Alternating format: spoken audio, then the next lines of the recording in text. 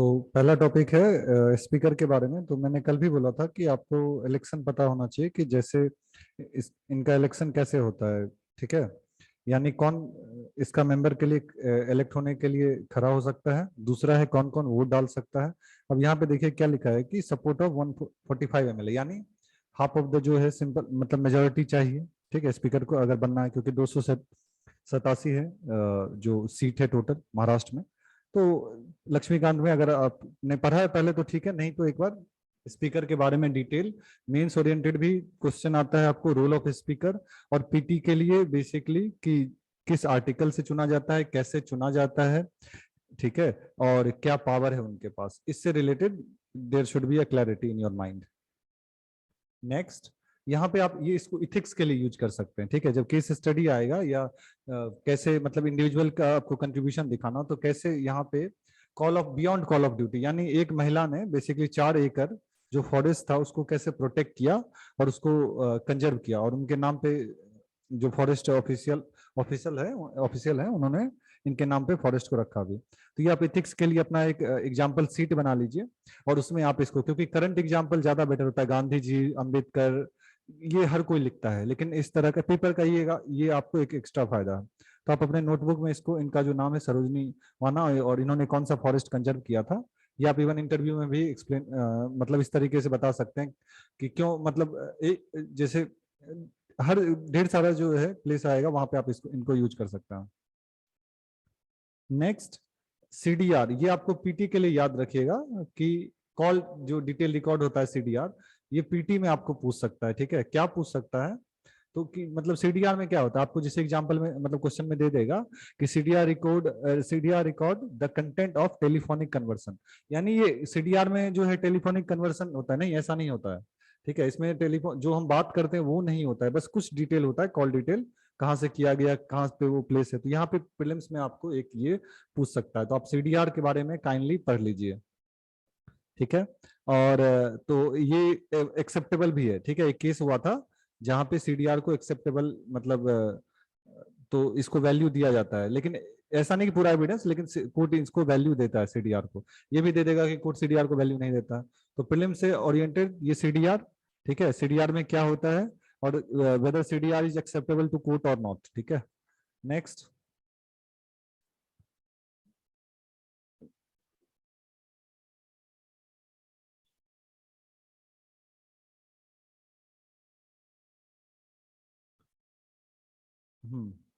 यहाँ पे अनसंग जो हीरो हैं इनके बारे में आपको मेंस में भी क्वेश्चन आ सकता है और पीटी में भी पूछ सकता है। ठीक है, पीटी में क्या पूछेगा आपको, रैंपा रेबिलियन है उसके बारे में। ठीक है, ये जो सीताराम राजू हैं इनके बारे में। और एक मेंस में क्वेश्चन हो सकता है कि मतलब जो अनसंग हीरो है क्या मतलब उनको मतलब एक्सप्लेन करने के लिए कहा जा सकता है आपको कि एक्सप्लेन सम अनसंग हीरो। ठीक है, जो इंडियन इंडिपेंडेंस में उनका क्रिटिकल रोल था और जिसको जो इंडियन हिस्टोरिकल बुक है उन्होंने उतना स्थान नहीं दिया है, तो एक्सप्लेन करने के लिए दे सकता है मेंस में आपको मॉडर्न हिस्ट्री में। ठीक है, और पीटी के लिए आपको रंपा रेबेलियन, ठीक है, कहाँ पे हुआ था, कौन सी जगह पे ये रेबेलियन था, क्या किसके लिए रेबेलियन हुआ था। ठीक है, फॉरेस्ट के लिए हुआ था या लैंड के लिए हुआ था, और मेन प्लेयर कौन थे इसमें। ठीक है, कहाँ पे हुआ था, ठीक है, कहाँ पे हुआ था ये रंपा रेबेलियन, कौन मिले मेन प्लेयर थे इसमें। ठीक है, मेन इन्वॉल्वमेंट, और बेसिकली ये रेबेलियन किस लिए हुआ था, फॉर व्हाट पर्पस, ये याद रखिएगा। ठीक है, तो आप पीटी से ओरिएंटेड जब आप पढ़ोगे तो रंपा रेबेलियन के बारे में पढ़ोगे और राजू के बारे में। और मेंस ओरिएंटेड में आप इनको एक लिस्ट बना लोगे, मतलब जैसे अगर मेंस में क्वेश्चन पूछे कि एक्सप्लेन करने के लिए अनसंग हीरो को, तो उनमें आप इनका नाम दे सकते हैं, क्योंकि उतना ज्यादा जो बुक है उन्होंने इन सबको जो है पोर्ट्रे नहीं किया है अभी। नेक्स्ट, डायनेस्टिक पॉलिटिक्स पे क्वेश्चन आ सकता है। ठीक है, कि डायनेस्टिक पॉलिटिक्स को एक्सप्लेन कीजिए। डायनेस्टी पॉलिटिक्स जो है उसको आप एक्सप्लेन करो इंडियन कंटेक्स्ट में। ठीक है, या कैसे ये हमारे लिए एक मतलब धब्बा है। तो there can be multiple question. ठीक है, तो मैंने एक क्वेश्चन दिया है आपको कि जो डायनेस्टिक पॉलिटिक्स होती है, ठीक है, वो तो डायनेस्टिक पॉलिटिक्स होता क्या है, इसमें बेसिकली जो पावर होता है वो फैमिली मेंबर के बीच ही अलॉट किया जाता है, जो पॉलिटिकल पार्टी के बीच में। ठीक है, जो पॉलिटिकल पार्टी होती है इसमें जो सक्सेसर होता है वो फैमिली मेंबर ही होता है। ठीक है। और इसमें दिया है कि मतलब जो पार्टी होती है, they construct their organization to closely control, ठीक है, जैसे समाजवादी पार्टी हो गई या जो आरजेडी है, ये लोग क्या करते हैं कि कंट्रोल करते हैं, और इससे क्या होता है, कोई इंडिपेंडेंट मेंबर खड़ा नहीं हो पाता। अभी शिवसेना में ही देख लीजिए। तो आप इनको एक्सप्लेन कर सकते हैं कि मतलब ये डायनेस्टी पॉलिटिक्स जो है, ये इसमें बेसिकली इनका स्ट्रक्चर कैसा होता है, ठीक है, इनका स्ट्रक्चर किस तरह का होता है। तो यहाँ पे आपको कुछ पॉइंट मिल जाएगा कि कैसे ये क्लोजली मतलब सारा जो मेन पोस्ट होता है वो अपने फैमिली मेंबर के बीच अलॉट होता है, टाइटली कंट्रोल किया जाता है, इंडिपेंडेंट वॉइस को ज्यादा स्पेस नहीं दिया जाता है, ठीक है। तो डायनेस्टी पॉलिटिक्स का कुछ नुकसान भी है, फायदा भी है। फायदा ये है कि they already have experience, they know how the politics run. नुकसान है कि मेरिट को स्थान नहीं मिलता है, ठीक है। और ये मतलब जो डेमोक्रेसी है उसमें आपको जो परिवारवाद है वो एक तरीके से सही नहीं है डेमोक्रेसी के लिए। तो आप इस पे सोचिए, इथिक्स में भी आप सोच सकते हैं, ठीक है। इथिक्स में भी आपको पूछ सकता है कि जो डायनेस्टी पॉलिटिक्स है कहाँ तक सही है कहाँ तक गलत है। तो रेफरेंस में आप कहोगे हर फील्ड में, जैसे चाहे वो इवन बिजनेस फील्ड हो या फिर पॉलिटिक्स हो, जो डायनेस्टी है वो मतलब वो विजिबल है। लेकिन ऐसा नहीं है कि अगर आप काम नहीं करोगे या अच्छा प्रोडक्ट नहीं बनाओगे या अच्छा एक्टिंग नहीं करोगे तो आपका डायनेस्टी चलेगा भी नहीं। ये भी एक आप मतलब इसको इग्नोर नहीं कर सकते हैं, ठीक है। अब अमिताभ बच्चन और अभिषेक बच्चन को आप देख लीजिए, ठीक है। लेकिन उसका जो है बेसिकली कैसे नुकसान होता है, आपको इसके प्लस और कॉन्स थोड़ा सा 2 मिनट सोचिए इस पे, ये आपको इथिक्स में काम देगा। और अभी करना पड़ेगा, आप बाद के लिए नहीं सोच सकते हैं, क्योंकि एग्जाम में या तो आपका पेन चलेगा या ब्रेन चलेगा।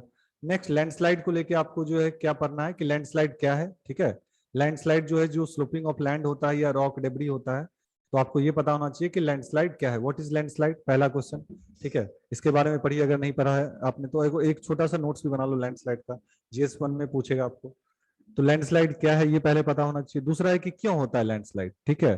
तो लैंडस्लाइड का देयर आर डिफरेंट रीजंस, ठीक है। लैंडस्लाइड का जो रीजन है, चाहे वो वाटर लॉगिंग हो गया या फिर इलीगल कंस्ट्रक्शन हो गया, ठीक है, उसके बाद जो है क्लाइमेट हो गया, तो ये आपको रीजन पढ़ना है कि क्यों।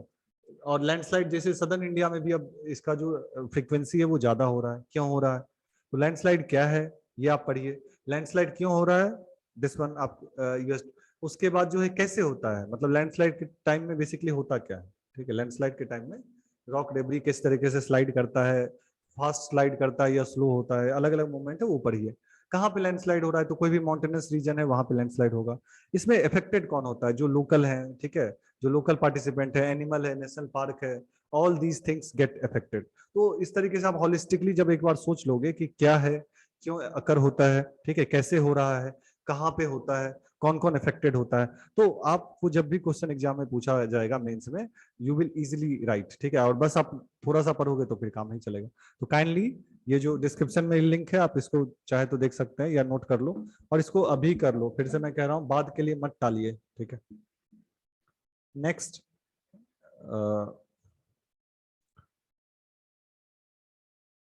ये भी एक अच्छा क्वेश्चन आपको मेंस के लिए होगा, पीटी के लिए भी, कि technology is no panacea for custodial death, ठीक है, and it can never be alternate to compassionate. अब मतलब यहाँ पे हम बात क्या करना चाह रहे हैं, यहाँ पे हम करना चाह रहे हैं कस्टोडियल डेथ का। कस्टोडियल डेथ जो है वो इंडियन मतलब एक तरीके से पुलिस के लिए एक जो है गहरा दाग है या धब्बा आप कह सकते हैं। और ये कंटिन्यूअस अभी तमिलनाडु में इवेंट हुआ था जहाँ पे फादर और सन को they got killed in custody, ठीक है। तो यहाँ पे क्या टेक्नोलॉजी से हम इसको रोक सकते हैं, can technology be a game changer, silver bullet, can technology post as a silver bullet, yes. Technology क्या कर सकता है, ठीक है, टेक्नोलॉजी पहले देखना है कि yes how it can be a silver bullet. तो टेक्नोलॉजी में कौन सी टेक्नोलॉजी हम अपनाना चाह रहे हैं, कैमरा लगा रहे हैं, ऑटोमेटेड जो है उसके बाद जो है वहां पे मतलब सीसीटीवी कैमरा होगा, डिटेक्शन टेस्ट होता है, डीडीटी एक, ब्रेन यहाँ पे फिंगर मैपिंग होती है, ये क्या होता है इसको आप पढ़िए, पीटी में आपको काम देगा, ठीक है। पीटी में यहाँ से क्वेश्चन बनेगा, ठीक है। और कोर्ट एक्सेप्ट करता है पीटी में, देखिए बताता हूँ क्या पूछेगा, ब्रेन फिंगर प्रिंटिंग सिस्टम को कोर्ट एक्सेप्ट करता है क्या, यस, कोर्ट एक्सेप्ट, ठीक है। एक केस हुआ था वहां पे ये एक्सेप्ट किया गया था, ब्रेन जो है फिंगर प्रिंटिंग, या इसके बारे में आप डिटेल में पढ़ लीजिए एक बार सर्च करके कि ये जो है डिसेप्शन डिटेक्शन टेस्ट है ये क्या है। तो कैमरा का यूज, डिसेप्शन डिटेक्शन टेस्ट का यूज, उसके बाद जो है और क्या सब किया जाता है, जैसे पॉलीग्राफ टेस्ट होता है, ब्रेन मैपिंग होता है, लेकिन आप ये ऐसे नहीं कर सकते, ये भी पीटी के लिए याद रखिए कि ये जो है state could not perform narco analysis, polygraph and brain mapping, ठीक है, इसको आपको करना है तो कंसेंट चाहिए, ये भी पीटी के लिए इंपॉर्टेंट है। आपको कहा जा सकता है ऑप्शन में क्या दे देगा कि कर सकती है, ठीक है, एनालिसिस ये जो है नार्को पॉलीग्राफ हो सकता है, नहीं हो सकता है, ठीक है, तो ये पीटी के लिए इंपॉर्टेंट है। मेंस के लिए आप वही टेक्नोलॉजी में हम क्या सब कर सकते हैं, चाहे वो ब्रेन मैपिंग हो, पॉलीग्राफ टेस्ट हो, उसके बाद जो कैमरा सीसीटीवी लगाना हो, ठीक है, रोबोट्स का यूज करना हो, तो ये सब है। लेकिन ये कितना एआई का यूज कर सकते हैं, मशीन लर्निंग का यूज कर सकते हैं, ठीक है, बट हाउ मच, ठीक है, तो मल्टी प्रॉन्ज स्ट्रेटजी अपनाना है, ठीक है, यूज दिस कीवर्ड्स, इन सबको यूज किया कीजिए कि we need to adopt multi prongs strategy. एक तरफ तो वहां रिफॉर्म करना है टेक्नोलॉजी में, ऐसा नहीं करें कि technology, but at the same time, ठीक है, जो पुलिस का ट्रेनिंग है उसको रिफॉर्म करना पड़ेगा, लीगल जो लॉ है इनेक्टमेंट उसमें आपको रिफॉर्म करना, इंडियन एविडेंस एक्ट है उसमें रिफॉर्म कीजिए, डीके बासु जजमेंट में जो था उसको आप लागू कीजिए, ठीक है, तो there should be multi prongs approach, there should technology, we need to align technology, but at the same time we need to also make our police forces more compassionate towards these prisoner, ठीक है। एक PT के लिए मैं आपसे, मैंने पहले भी शायद एक किसी वीडियो में पूछा था, बोला भी था, ये मैं आपसे भी पूछता हूँ कि इंडिया ने क्या साइन किया है UN convention against torture, has India signed and ratify, क्या भारत ने साइन किया है और रेटिफाई किया है, कौन सा, United nation convention against tortures? अगर पता है तो ठीक है, नहीं तो एक बार सर्च कर लीजिए, क्योंकि पीटी में आपको ये पूछ सकता है, अक्सर न्यूज में रहता है। नेक्स्ट, मैंने ये भी एक क्वेश्चन दिया है कि क्यों डिफेक्शन इंडियन वोटर के लिए मैटर नहीं करता है, ठीक है। अब यहाँ पे याद रखिए एक चीज, इंपॉर्टेंट पॉइंट, कि आपको एक और मेंस में क्वेश्चन आ सकता है, क्या पूछा जा सकता है कि discuss the voting pattern, voting pattern explain कीजिए किसका, इंडियन वोटर का। तो यहाँ पे आपको मिलेगा कि इंडियन किस आधार पर वोट देते हैं, क्या वो पार्टी आधार पर वोट देते हैं, या फिर कैंडिडेट आधार पर वोट देते हैं, या फिर आइडियोलॉजी के आधार पर वोट देते हैं। तो यहाँ पे कुछ डाटा है सीएसडीएस का, ठीक है, तो डाटा को आप अपने आंसर में, to justify your answer you need to use these kinds of data. तो आपको डाटा नोट डाउन कर लीजिए अपने, डाटा एक डाटा शीट होना चाहिए आपके पास एवर नोट पे या किसी पे भी, ताकि जब भी रिवाइज करना हो तो डाटा आपके फिंगर टिप्स पे रहे, ठीक है। जैसे 58% जो है लोग वोट देते हैं पार्टी वाइज पहले, अब जो है वो घट के अब 33% हो गया, लोग कैंडिडेट को ज्यादा चुनते हैं। उसमें भी डाटा है कि वैसे कैंडिडेट को चुनते हैं जो आपका काम कर सके, उसकी संख्या 36, जैसे 36% उनको चुनने के लिए तैयार होते हैं जो क्रिमिनल है लेकिन आपका काम करा दे, 35% ऑनेस्ट कैंडिडेट को चुनना चाहते हैं चाहे वो आपका काम नहीं भी कराए। तो ये कुछ डाटा है, काइंडली नोटेड डाउन। और मैं यहाँ मेंस अगर सोचना है पर्सपेक्टिव, तो यही आपको मेंस में क्वेश्चन आएगा, क्या वोटिंग पैटर्न एक्सप्लेन कीजिए, इंडियन वोटिंग पैटर्न, वहां पे आपको ये हेल्प करेगा। तो आप छोटा सा नोट बना सकते हैं इसका, डिफेक्शन का, ठीक है। और डायरेक्ट अगर मेंस में क्वेश्चन आए कि डिफेक्शन जो है कोई बड़ा मैटर नहीं है इंडियन वोटर्स के लिए, एक्सप्लेन कीजिए, तो वहां पे भी आप जो है इन पॉइंट्स को यूज कर सकते हैं कि how Indian voter basically vote उनका पैटर्न क्या है। बाकी इंडिया और रशिया डिफेंस में कुछ खास नहीं है, मतलब जब इंडो रशिया पढ़ेंगे तब ज्यादा डिटेल में। बस आपको पीटी के लिए यहाँ पे स्विफ्ट सिस्टम जो है ये क्या होता है, ठीक है, स्विफ्ट सिस्टम, स्विफ्ट में क्या पैसा भेजा जाता है या मैसेज भेजा जाता है, स्विफ्ट सिस्टम होता क्या है, ठीक है, स्विफ्ट सिस्टम क्या होता है, आप इसको अगर पता है तो ठीक है, नहीं तो पढ़ लीजिए एक बार। नेक्स्ट, ये काटसा जो बेसिकली एक सैंक्शन है, ठीक है, जो भी अमेरिकन एडवर्सरी होगा और उससे अगर कोई हथियार खरीदेगा तो उसके लिए सैंक्शन लगता है। हाँ, पीटी के लिए ये आपको काम देगा एनआई, तो यहाँ पे आप पढ़ेंगे एनआई, बेसिकली एनआई कैसे बना था, किस बेसिकली इसका लीगल एनआई का बैकिंग क्या है, ठीक है। तो एनआई बेसिकली क्या है, किस तरह की एजेंसी है, जैसे सेंट्रल एजेंसी है, इसका मैंडेट कैसा है, ठीक है, एक तो ये सेंट्रल एजेंसी है, दूसरा एक इन्वेस्टिगेट करेगा किस तरह का केस, तो क्या वो मतलब कोई भी सॉवरेनिटी सिक्योरिटी इंटीग्रिटी इससे रिलेटेड केस को ये चेक करेगा, ठीक है। उसके बाद जो है एनआईए का बेसिकली लीगल, क्या ये स्टेट के मैटर में कर सकता है, इसका जुडिक्शन कहाँ पे है, ठीक है, क्या ये स्टेट के मैटर में, सेंट्रल मतलब ये टेररिज्म से रिलेटेड मैटर कर सकता है या और मैटर कर सकता है, ठीक है। तो आपको थोड़ा सा यहाँ पे डिटेल में पढ़ना है इसके बारे में, एनआईए के बारे में। तो एनआईए में आपको मतलब पीटी ओरिएंटेड आपको ढेर सारा पॉइंट यहाँ पे पढ़ना पड़ेगा, ठीक है। ये सेंट्रल एजेंसी है, उसके बाद जो है ये किस लॉ के अंतर्गत बेसिकली इन्वेस्टिगेट करती है, तो यहाँ पे कुछ ऑफेंस है, शेड्यूल ऑफेंस, ठीक है, जैसे एक्सप्लोसिव एक्ट, एटॉमिक एक्ट, जो भी है इसको देख लीजिए। उसके बाद एनआई, मतलब अगर स्टेट में कोई घटना घटी है और सेंटर को लग रहा है कि वो शेड्यूल ऑफेंस है, तो सुओ मोटो भी एनआई ले सकती है, ठीक है। और ये 26/11 के बाद बना था। तो आपको पीटी ओरिएंटेड पॉइंट ज्यादा पढ़ना पड़ेगा, मेंस से कम होगा इसमें, लेकिन आप इसको पढ़ लीजिए। इसमें काफी सारा स्पेसिफिक पॉइंट है कि किस तरह की एजेंसी है, कौन, इसका जुडिक्शन कहाँ तक है, ठीक है, और क्या सुओ मोटो ले सकती है, तो और क्या मतलब बाहर में अगर कोई इंडियन है तो उसके उसके खिलाफ ले सकती है, ठीक है। तो इस तरह का पॉइंट है, काइंडली लुक एट इट। आपको पीटी ओरिएंटेशन से वहां देखना पड़ेगा। ये आपको मेंस के लिए जीएस 1 में और इथिक्स दोनों पे सोचना, और एसए में भी, ठीक है। क्या नॉर्मली जो हमारा आइडेंटिटी है, वो हमारा आइडेंटिटी कहाँ से मिलता है? Basically by based on birth, ठीक है। जब हमारा जन्म होता है तो वी गेट आइडेंटिटी इधर मेल और female based on our biological जो हमारा स्ट्रक्चर होता है, ठीक है। तो ट्रांसजेंडर कम्युनिटी को क्या मतलब, उनको कैसे रिकॉग्नाइज किया जाए, ठीक है। तो जो इम्पोर्टेंट केस हुआ था नालसा का, ठीक है, तो वो एक लैंडमार्क जजमेंट था। तो नालसा जजमेंट में क्या कहा गया था, नालसा के बारे में पीटी में भी आपको, अगर नालसा आपको नहीं पता है तो एक बार पढ़ लीजिए कि नालसा किस तरह का काम करती है, ठीक है। नेशनल लीगल सर्विस अथॉरिटी जो है, ये नालसा किस तरह का काम करती है। तो इस केस में दो जो कोर्ट ने क्या कहा था कि इसलिए ट्रांसफर, क्योंकि इसमें कहा गया था कि देयर इज नो प्लेस, मतलब एक सुपर लेसर ह्यूमन कोई नहीं हो सकता है। कोई आप बस कहोगे मेल है तो या फीमेल है तभी नहीं, अगर कोई जेंडर मतलब जेंडर जो the court held that non recognition of gender identity violets the rights of equality, ठीक है। तो आप मतलब नहीं रिकॉग्नाइज करोगे उस पर्सन का आइडेंटिटी, ठीक है। मतलब आप किसी को एक सेक्स के आधार पर ही नहीं, मतलब बाइनरी नहीं हो सकता है, ठीक है। तो अगर खुद से कोई डिक्लेयर करे मेल, कोई खुद से डिक्लेयर करे फीमेल, तो उस आधार पे भी हम रिकॉग्निशन कर सकते हैं, ठीक है। किसी को आप कंपेल नहीं कर सकते हो कि या तो आप मेल बोलो या फीमेल बोलो। इस जजमेंट में ये हुआ था, ठीक है। तो अगर मतलब होता क्या है, हमें पहचान चाहिए क्यों? क्योंकि पहचान से हमें उसके थ्रू एक्सेस मिलता है, आइडेंटिटी गिव्स अस एक्सेस, ठीक है। तो मेल हो या फीमेल, उसके आधार पर उसको एक्सेस मिलता है। तो ट्रांसजेंडर को कौन सा आइडेंटिटी मिले, ठीक है, उसको किस आधार पर आप चुनेंगे और किस तरह का एक्सेस देंगे फिर? तो आज क्या है कि उनको उनको रिकॉग्नाइज नहीं किया जाता है सोसाइटी में ना, उनको मेल और फीमेल तो माना ही नहीं जाता है, और उसके बेसिस पे क्या होता है, उनके साथ डिस्क्रिमिनेशन होता है। तो ये जजमेंट ने कैसे एक तरीके से एक रास्ता खोला था कि आप मतलब बस जो नॉर्मल मतलब ट्रेडिशन है कि बेस्ड ऑन जो बेस्ड ऑन बर्थ पे जो आइडेंटिटी देते हैं, ठीक है। और मतलब बाय बर्थ जैसे ही किसी का जन्म होता है तो आपने उसको एक सेक्स बेस्ड आइडेंटिटी दे दिया, ठीक है। तो उसको एक सेक्स असाइन कर दिया कि ये सेक्स है।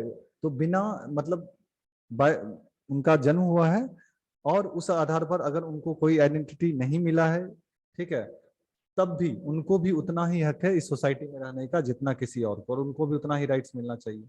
तो इस पर्सपेक्टिव में आप थोड़ा सा सोचेंगे कि एक पर्सन है या एक कम्युनिटी है जिसको अगर रिकॉग्नाइज नहीं किया जाता है सोसाइटी में, तो उसका मतलब किस तरीके से उनके लाइफ पे असर पड़ता है, और सोसाइटी को कैसे आगे आना चाहिए, और सुप्रीम कोर्ट के इस जजमेंट के बाद ट्रांसजेंडर के लाइफ में क्या चेंज आया है, ठीक है। तो इस तरीके से इसको सोचिए आप। थोड़ा सा आपको लगेगा वेग, लेकिन आप क्लियर अगर सोचेंगे कि एक पर्सन है, identity, basically they are fighting for their identity, और कोर्ट उसको एक रिकॉग्नाइज करती है कि आप बिल्कुल अलग हैं फिर भी आप इक्वल हैं, तो फिर आप ऐसे सोचिए तो ज्यादा बेटर होगा। हाँ, बाकी जो है आपको ये चकमा के बारे में, इनका जो ये जो रेफ्यूजी है इनके बारे में पढ़ लीजिए कि ये जो चकमा है कहाँ पे लोकेटेड है, ठीक है। और ये हिंदू है या बुद्धिस्ट है? चकमा रेफ्यूजी का अक्सर इशू आता है। तो चकमा कौन सा ग्रुप है, ठीक है, ये हिंदू ग्रुप है या बुद्धिस्ट ग्रुप है? एक बार चकमा के बारे में आप सर्च कर लीजिए प्रीलिम्स के लिए। मनरेगा अगर आपको पता है तो ठीक है, नहीं तो मनरेगा में कितने दिन का जॉब है, कैसे काम मिलता है, कौन काम कर सकता है, क्या स्किल वर्कर भी काम कर सकता है, महिला के लिए कितना आरक्षण है, ठीक है। मनरेगा क्या है, मनरेगा में कैसे जॉब मिलता है, कौन कौन मनरेगा में काम कर सकता है, ठीक है। और मनरेगा कहाँ में, क्या शहर में भी मनरेगा होती है या बस गाँव में होता है, ठीक है। मनरेगा क्या है, मनरेगा में काम कैसे मिल सकता है, मनरेगा में कौन कौन इन्वॉल्व होते हैं, और क्या मनरेगा शहर में भी हो सकता है? इस तरह का जो है आप पीटी ओरिएंटेड एक बार सर्च करके पढ़िए मनरेगा के बारे में। जीआई टैग है, इसको देख लीजिएगा, ठीक है। तो जीआई टैग खैर एक ही बार पूछा था, उसके बाद कोई ऐसा नहीं कि यूपीएससी रिपीट करे, लेकिन पेपर में बार बार आता है, तो आप जीआई टैग एक बार जो है देख लेंगे। That's it.